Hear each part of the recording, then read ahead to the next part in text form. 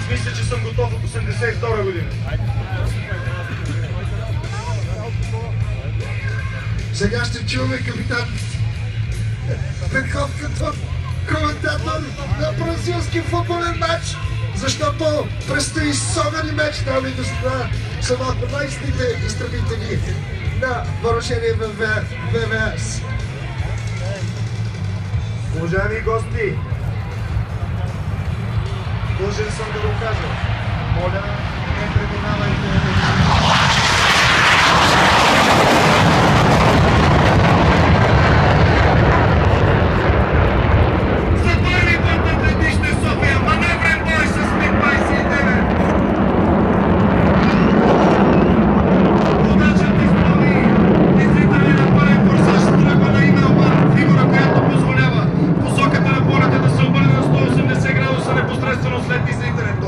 Воденият тръгна на горка с наклон на траекторията 60 градуса.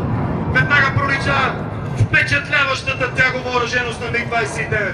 Височината в горната точка на фигурите е 1200 метра.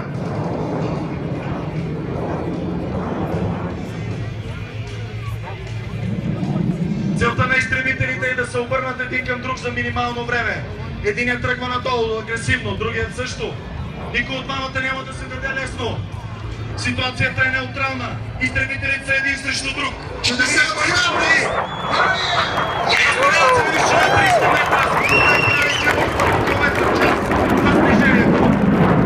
Задачата и пред двамата пилоти е да вземат по-изгодна позиция за използване на въоръжението на самолета. Да видим каква тактика ще изберат. Двамата тръгнаха на бой по вертикала. Единият обаче е по-агресивен и тръгна нагоре, изпълнявайки лупинг, а другият по-консервативен, изпълнява класическият план за бой. Ето, че изтребителят използва на стандартната тактика, вече има преимущество. Това е закон при нас, бъди непредвидим и ще победиш. Все още обаче нищо не е спечелено или загубено. Боят продължава с поредица от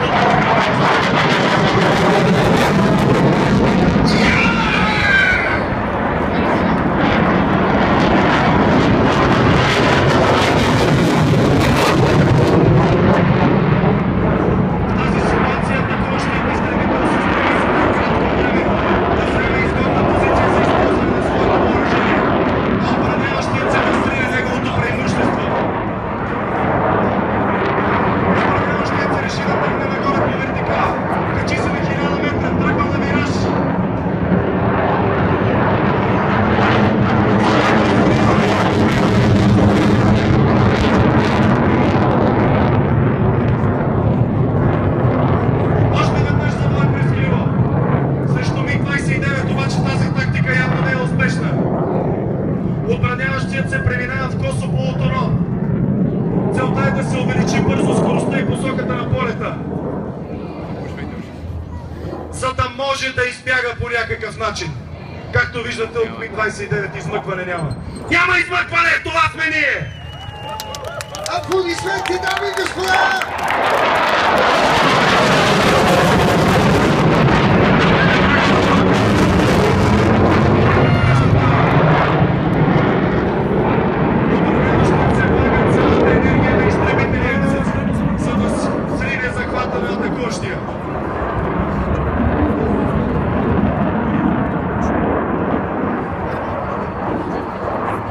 Няма измъкване.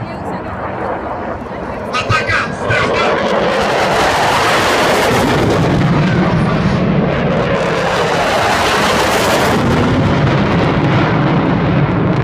Отново тръгват по вертикала. Завъртане през надложната ос на самолета. За минимално време, от порядъка на 2 до 3 секунди, изтребителите се качиха на височина над 1500 метра.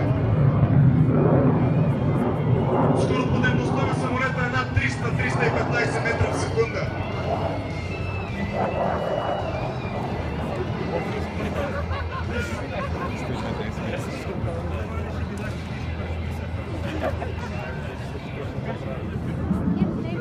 Вашите погледи към пистата за излитане и кацане на летище София.